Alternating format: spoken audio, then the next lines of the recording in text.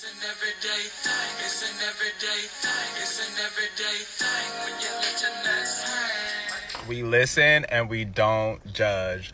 When I was 15 years old, I would always be really, really nosy. And this time was around the time my parents were having a really hard time in their marriage. So my stepdad, he was really vengeful and mean. So at this time, we only had one laptop in the whole entire house, and he had control of it. So as a way to get back at my mom, he took the laptop upstairs in the spare room because my parents weren't sleeping in the same bedroom. And so every day I would get off of the bus, and I knew exactly what time my stepdad would come home. So I would get off of the bus, say bye to my friends, and have just enough time to go upstairs to the laptop, turn it on, and check my MySpace. Well, this one day, I ended up not having football practice, so I was so geeked to have a little extra time to be on the MySpace. So I get off of school.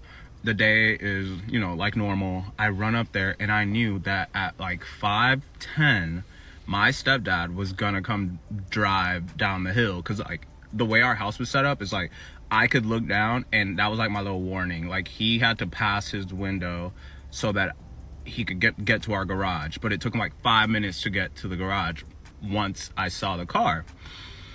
So this day I'm geeking, I'm on the MySpace, and then next thing you know, out of the side of the computer, a DVD pops out. So I'm like, what is this? What the heck? So after that, I'm like, shoot, what do I do? So the DVD is marked, unmarked. I mean, it had no markings on it. It was just a blank CD. So what do? I push it into the DVD player. What I saw next changed my entire trajectory of my family. So I stopped that. Okay, so the DVD pops out of the side of the laptop. Now, in this moment, I'm like, what is this unmarked DVD? And even though I was 15, I still knew that unmarked DVDs never mean good. You know what I'm saying? It never means, oh, this is family pictures or something. Well, like I said, I was nosy, and I pushed the DVD in the laptop. What I saw next. See, I don't even know if I'm allowed to say it on TikTok. Okay, so the DVD little thing pops up, right? The first thing that I see is, I think you could say trans BBC. Very BBC. I literally can still see it in my head. And it wasn't just one photo. It was a compilation I'm like, oh my God, what the hell? Oh my God. And to preface this, my stepfather was not the man that would ever even play like that. Because, I don't know, this is a very niche thing, but if you guys know, you know. In the late 2000s, there was maybe 2008, 2009, there was a movie called DL, and it's about DL men. And why did we watch that movie multiple times as a family? As a Sunday night, we sitting here and watching this movie. And I say that because the reason why we even moved to Atlanta was very, very peculiar. And it was definitely my stepfather's choice to do that. So at this very moment, I'm looking at all of this, and all these dots are clicking in my head. And I think to myself, I have to tell my mom. I have to tell my mom. So I knew that my stepfather would soon be leaving the country for work. So what did I do with the DVD? I stole it. Because what was he going to say? Hey, where's my DVD filled with all this corn of TRANS? No.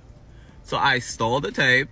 I waited for my stepfather to leave the country, and I unwillingly, like, I really didn't want to do this because I knew this would hurt my mom's feelings and it would break my mom's heart, but I knew that I was saving my mom's life if I just told her. So I love my mom down. I give my mom the tape. My mom watches it and she is flabbergasted. And I need to ask her for permission to kind of tell her side of the story and what she did. But so if you guys want that, I can, because my mom's a very open book. She doesn't really care. But this changed the fabric of my existence and of my life, because whenever my stepfather came back to the country, he seeked vengeance upon me. He hated me down because I was always the person that was standing up to him whenever he was trying to mistreat my mom. I was always the person that was like, Dad, that's wrong, because I called him my dad, right? He was my father. He was in my life since I was 2 years old, you know? So he took it very, very hard. He tried to take it out on me. He did take it out on me for 10 years, but I can make another story time about that if you guys want, because that gets deep and dark. So, long story short is I'm basically the reason why my mom discovered that she 100% needed to get a divorce, because she was with a man living a double life. We listen, but we don't judge. All right, y'all. So here is part 3. So after I give my mom the video, my mom watched it. She was obviously distraught. And she obviously said something when my stepfather got back. Now, this is when the hit the fan, okay? Whenever my stepfather came back, he left. He stopped. Mind you, my mom was a stay-at-home mom, a kept woman. Okay? My stepfather left the house. He stopped paying every single bill in the house and did not pay the mortgage since the day he left to go to Kuwait. So one day, after I got off the bus, I turn around. I'm about to cross the street to go to my house. Everything that we own is in the driveway. Every single thing. My mom is not even home. She is somewhere else. I call my mom. I say, Mom, there's a note on the door saying that we've been evicted and all of our stuff is everywhere. Man, I'm talking about everything. My dresser, my TV, my washer, dryer, food from the pantry. Everything is in the driveway. And mind you, everyone that was still on my school bus, they saw this, okay? I still had to go to school the next day. This was like on a Tuesday, okay?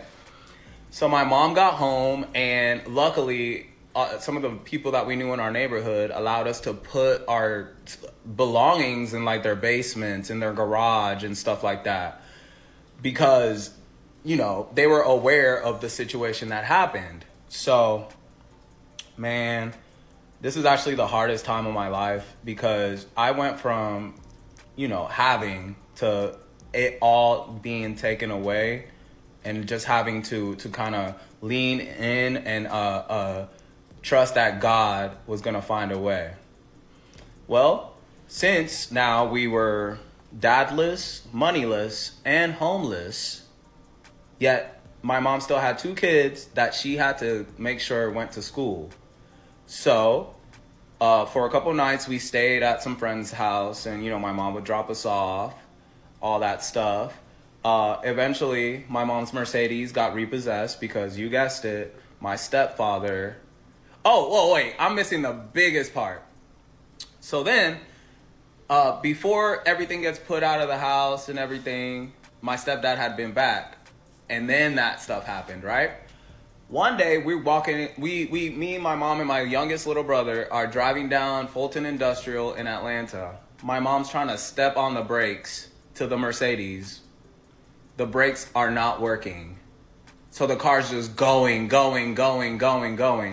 We found out that the brake cords on the Mercedes had mysteriously became broken. I don't know if they were cut or broken or something. but the brakes were not able to engage in the Mercedes anymore. Remember that. So then, after a couple of days, it's a lady and 2 kids. Everybody's not gonna let you stay in their house forever.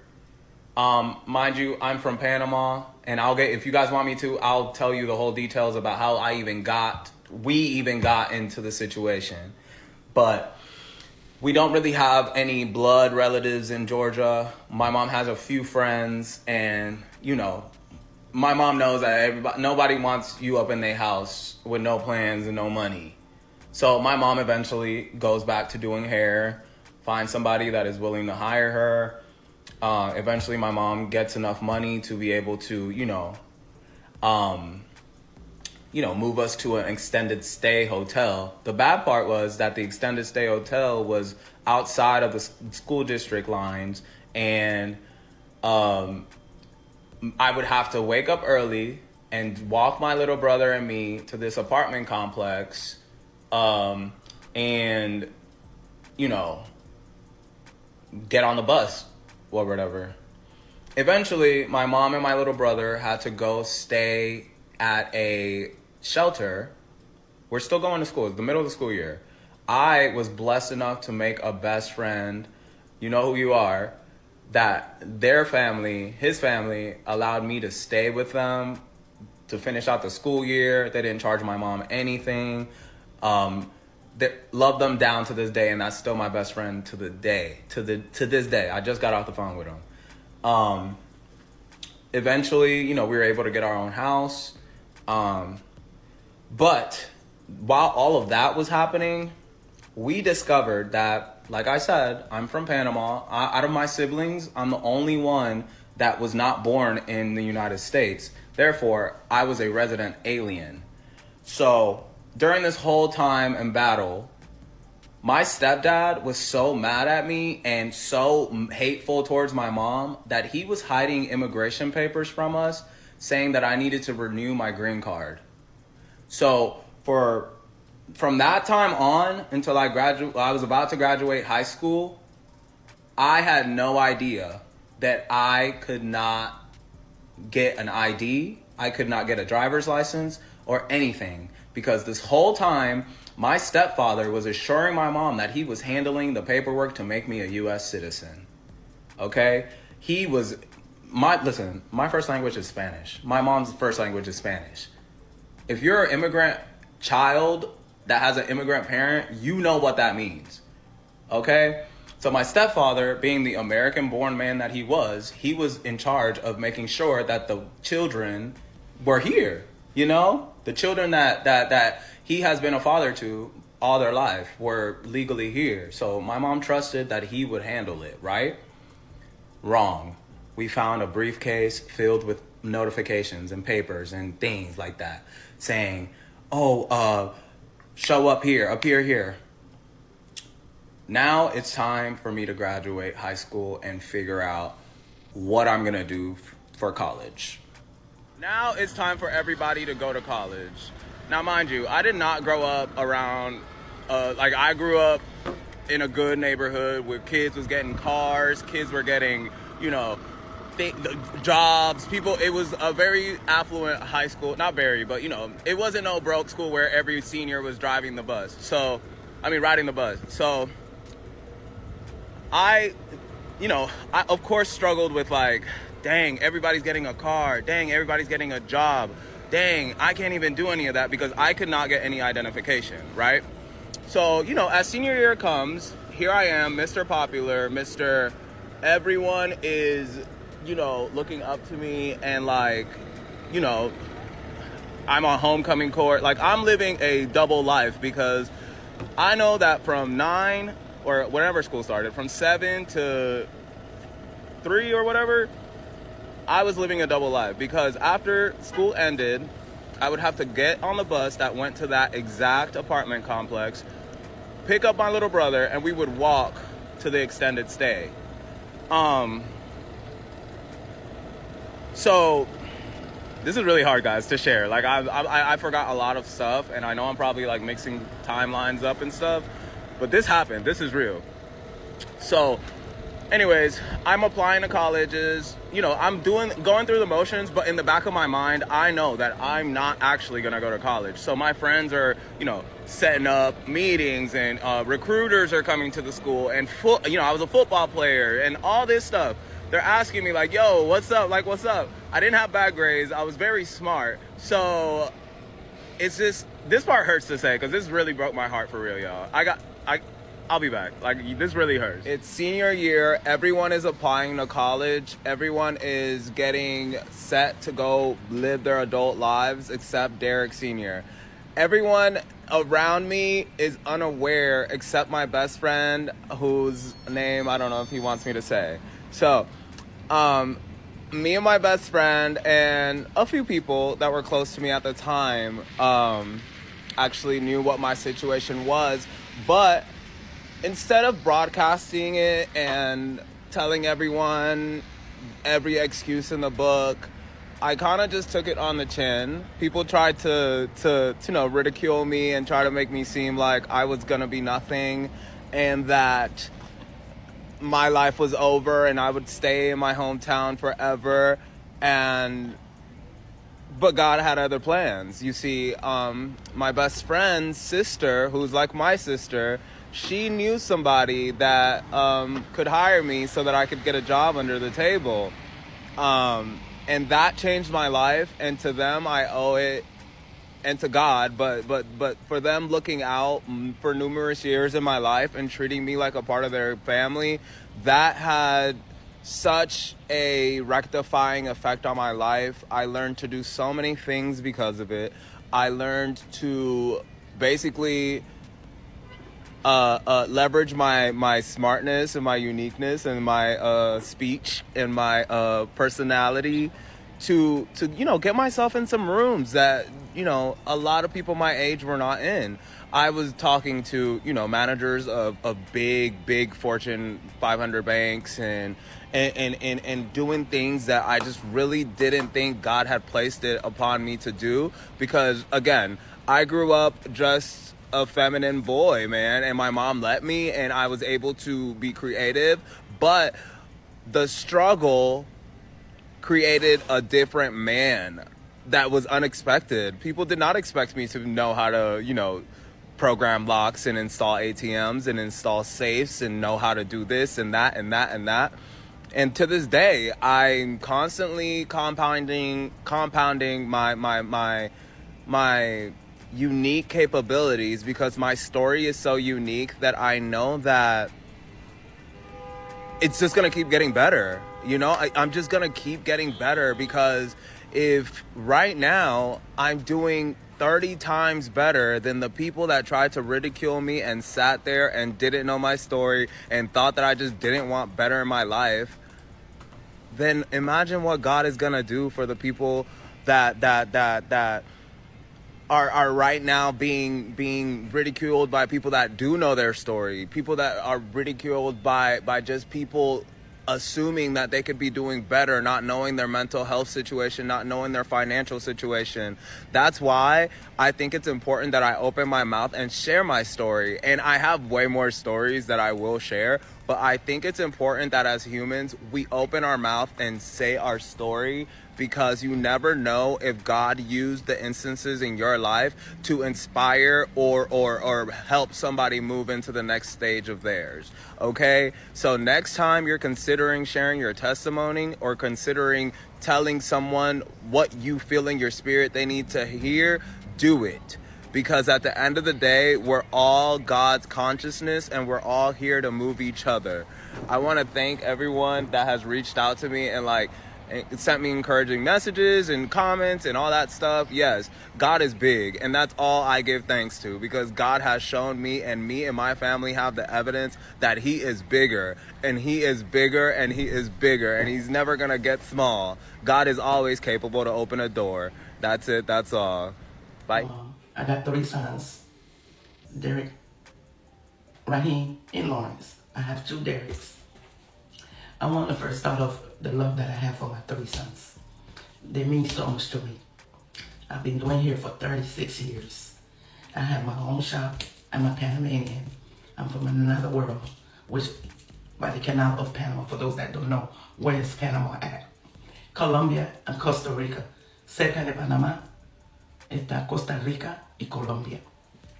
I'm a mother of Derek Rahim, which you guys know as Derek. My conversation is based on the love that I have for my kids, right? What I want to say about the love I have about my kids, I'm going to be very strategic with it. My 3 sons them means a lot to me. I have sacrificed, I have tolerated so many things them in my life. I have silent so many things them in my life for their well-being. I'm always going to remember Miss Evelyn when we were stationed in San Antonio. She always used to tell me, Miss Ovidia, your kids them are not going to stay little forever. They still need for you to carry them. And when they grow up, now you could do what you got to do for yourself. I'm in that state of mind right now. I'm a proudly mom. I raised them right. I made sure they was properly educated.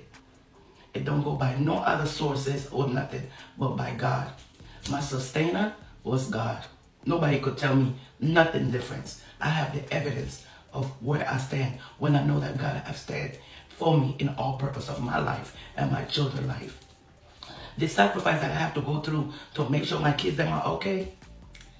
Every woman have their own episode and their own story. Mine is special. Why mine is special? Because mine them are still here. Some kids them are not here to say they side. And for those people that want to shut down and tell other kids them or other individual that they shouldn't talk or that you keep silent, we're in a moderate day where you are voice your opinion and they are listening and there are people to rescue you from situations. We make mistakes. We tolerate, I'm not a perfect woman. I'm not a virgin in the aspect of, I have my side too, But one thing I could tell, I do no evil. I don't believe in doing people wrong because I do believe in karma. I do believe in karma. That's a fact. With the 56 years old that I have, I believe in karma. What comes around, gotta goes around. What goes around has to goes around. It's a cycle of life. So to say that, those mothers, those fathers, them that don't love on their kids because they are who they are nowadays. If God chose you to be their parents, because you were chosen, you didn't pick your child. You were chosen. You were chosen. They placed that baby in your womb. You as a dad was chosen to be that kid parents. When you first got the news that you was going to be a father, the excitement. Remember the Bible talk about all of us was born in sin. We are not perfect. We was born in sin from our mother wombs. We was conceived with sin. So to say that, sin ain't gonna never finish because we was born in it. My mainly piece is about to let you all know how much love I have for my kids. The Lord will have to come down from high above to tell me, Ovidia, walk away from your kids. I have to hear. He have not told me that yet. To walk away from my 3 sons. He have not. You know what he have told me? Be patient.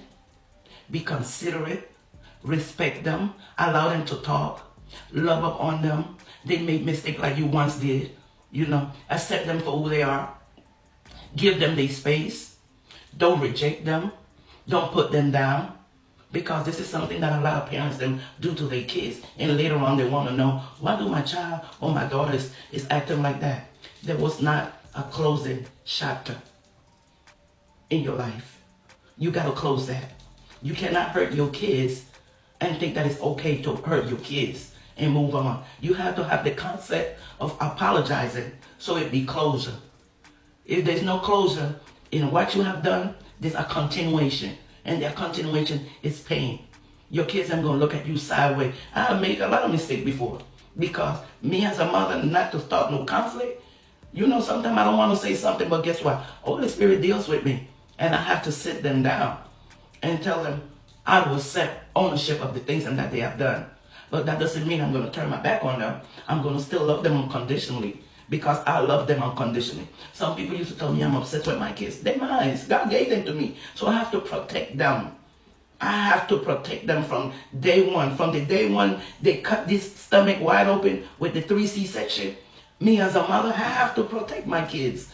You know, a lot of moms are not capable to protect due to traumatic situation in their life, because a lot of mothers cannot overcome the traumatic situation in their life. But I thank God that my traumatic season and time, God was the one walking me through it, leading me through it. You understand? And I want you guys to understand that. I want you guys to understand that when you have God in your life, and we don't want to play all godly because people make mistakes. I go to church. I raise them in church. You understand? Nobody is special because your dad this or my mom this or that. All of us are special. All of us are entitled to be loved. All of us are entitled to be respected. All of us are entitled to get our opinion voiced. All of us are entitled for somebody to listen to us. Okay? So when we're talking about our children, pay attention to our children, right? Because this is a different generation we're talking about. You understand? We older people want to say, oh, this generation. What's wrong with this generation? Remember, before this generation, it was our generation. And we was doing things that wasn't acceptable to our parents, right? So it continues, you know? It continues. Well, we just have to have somebody to lead us, right? To lead us one day at a time. Hey, things just don't change in one day. Don't be afraid of change. Hey, day by day we change. Day by day we see something different in our life. Day by day we have different moves. Day by day we see different people coming in. Just know your purpose. Know how to accept people that are coming in your life to make a difference in your life. Understand? Just understand that. Understand that. Things happen in your life. Ask questions. Ask where did everything originated. A lot of people, you know, base their comment on the first episode, second part of Derek, you know, episode. And I just want to tell you guys, all of y'all, you know, you guys are entitled to have your own opinion, because everybody are entitled to have their own opinion. I respect that, because what I think about things now is totally my own opinion. Yours is yours. What it do, everyday people, man? It's your boy PJ. Today we back with another lit video. We back in a confessional. Yes, we stay in lit, big dog. Shout out to my everyday people who rock on me every day. Shout out to my player partner, Lucky Wills, Deals, Keys Lit. Make sure you guys like, comment, and subscribe to this video. Let me know what y'all think about this in the comment section, man. Hit the links down below. We got HiveMindLabs.com. And we got Opulence Scents, man. Unbig that back. Congratulations to myself for hitting 80K subscribers. Man, let's get into it, big dog. If they say like father, like son. I'm just kidding. Nah, that wasn't even his dad. But anyway, left a good mark on his life though. Yeah, man. So this guy, I think, is a heterosexual male. That's what he says. And we'll take his word for it. But he does some crazy dances. Okay, he does some crazy dances, and I don't know. He's accepting of his lifestyle. I don't know, whatever it is. He's fine with it. So all we can do is say, hey man, great story. I'm glad you found out your dad was into trans, which is even more bizarre. But you know, getting caught with your porn, it's embarrassing. But getting caught with your trans porn, even more embarrassing. Okay, I mean, just being caught with anything that you would feel embarrassed about, that you would leave your family and let them get put out their house, lose their car, lose their jobs, lose their livelihoods. You would leave kids on their ass because of your embarrassment. And I think he said his mom was trying to stick around, but the hate that was protruded through the stepfather to that son, this son right here. His name is Dear Bear. Dear Bear. The hate is crazy. That this is why it's so hard to be like a step parent. It's not hard to be nice to kids. Well, let me take that back. Yeah, some kids be assholes. But if you come into somebody's life, you have to be a type of person that is accepting and able to have the mental capacity to deal with other people's children and those people. And if you cannot, and if you treat them any different than you would your own, you shouldn't be a father or a mother, a stepfather or mother. You shouldn't date um, people with kids. It's like, why would you fall in love with a person but hate their kids? It's weird. It's like, instead of trying to build a relationship and with those kids, and you also have kids with that person, and instead of trying to mend the relationship, make sure that the kids have a good relationship, make sure that you have a good relationship with them, so that they may be around for your for the kids. Like, why can't you do that? Some people are just assholes. Some people are just you know. And I think the dad's attitude, there's a lot of reasons that the dad could have had attitude. It's because, all right, in one sense, he was probably trying to teach him how to be a man, and he was seeing that he's obviously feminine, and he said it. He's feminine, and the dad, being the homophobe that he is, and understand, why he's a homophobe, okay? Because he is, and he don't want nobody to know, and that's just. I see. This is not a thing that people hide.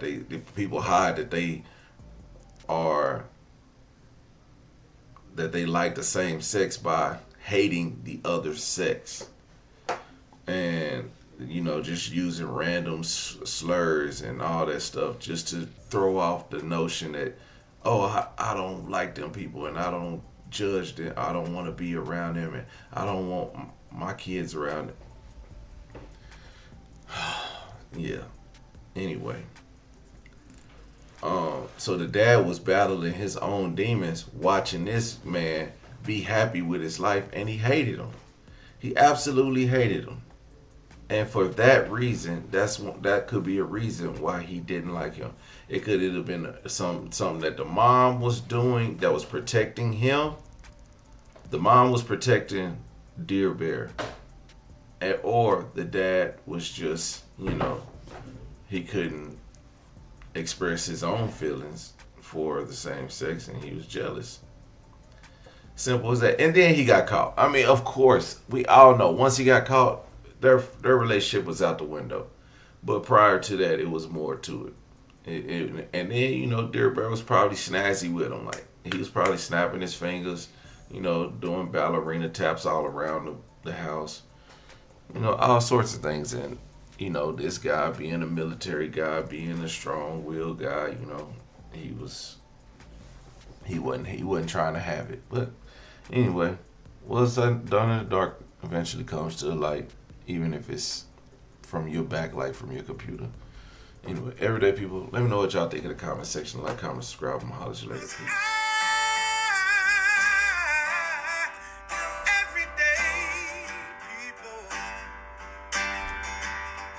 Day and night. For some women, it can start working in as fast as 1 week.